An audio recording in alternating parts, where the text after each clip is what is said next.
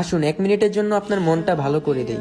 ধরুন আপনাকে একজন ডাক্তার রিপোর্ট দিয়ে বলল আপনি আর মাত্র 30 মিনিট বাঁচবেন, আপনি ক্যান্সারে আক্রান্ত, এখন ঠিক শেষ পর্যায়ে। এটা শুধু আপনি জানেন, আপনার পরিবার কিংবা আপনার বন্ধু বান্ধব কেউ জানে না। এখন এই রিপোর্টটা পাওয়ার পর আপনি বাসায় গেলেন, প্রতিদিনের মতন আজকেও আপনার বাবা আপনাকে বকাঝকা শুরু করলো, তোকে দিয়ে কিছু হবে না, সারাদিন কোথায় কোথায় থাকিস, তুই অকাজের ছেলে, ইত্যাদি ইত্যাদি। মধ্যবিত্ত বাবারা যেমন হয় আর। তখন কি প্রতিদিনের মতন আপনি আজকেও তর্ক করা শুরু করবেন, নাকি প্রাণ ভরে বাবার বকাগুলা শেষবারের মতন আরেকবার শুনে নেবেন? হঠাৎ আপনার আম্মু আপনাকে এসে বলল নে ভাত খেয়ে নে, আপনার মনে হবে এই বুঝি আমার মায়ের হাতে শেষ খাওয়া, এখন আমি তো আর বাঁচবো না। আপনি পরম তৃপ্তি নিয়ে খাবেন এবং আপনার কাছে মনে হবে এটাই আমার সব থেকে শ্রেষ্ঠ খাবার, যদিও সেটা ডাল ভাত হোক না কেন। এখন আপনি বাইরে বের হলেন, হঠাৎ করে আপনার এক পুরনো বন্ধুর সাথে আপনার দেখা, যাকে আপনি মোটেও সহ্য করতে পারেন না, সব সময় তার সাথে কথা কাটাকাটি হয়। এখন আজকেও আপনাকে সে কিছু কথা শুনিয়ে দিল। আচ্ছা, এখন কি আপনিও শুরু করে দেবেন? না, আপনি হয়তো তাকে জড়িয়ে ধরবেন এবং বলবেন দোস্ত ভালো থাকিস। আপনি আপনার এলাকাটা একটু ঘুরে দেখছেন আর ভাবছেন এই বুঝি আমার শেষ দেখা। প্রাণ ভরে দেখছেন আকাশ বাতাস গাছ, এদিকে আপনার এলাকায় যে 2-3টা কুকুর আছে ওদেরকেও আপনি প্রাণ ভরে দেখছেন। হয়তো এটাই শেষ দেখা। তো তারপর আপনি দোকান থেকে কিছু কিনে কুকুরগুলোকে খাওয়ালেন। এলাকার যে মুরব্বীদের দেখলে আপনি দূরে সরে যেতেন, এখন তাদের দিকে এগিয়ে গেলেন, বললেন চাচা আমার শরীরটা ভালো নেই, আমার জন্য দোয়া করবেন, কখনো ভুল করলে ক্ষমা করে দেবেন। আপনার চক্ষু শীতল হয়ে যাচ্ছে। হঠাৎ আপনার মনে হলো নামাজ পড়া উচিত। আপনি দৌড়ে গেলেন আপনার রবের কাছে।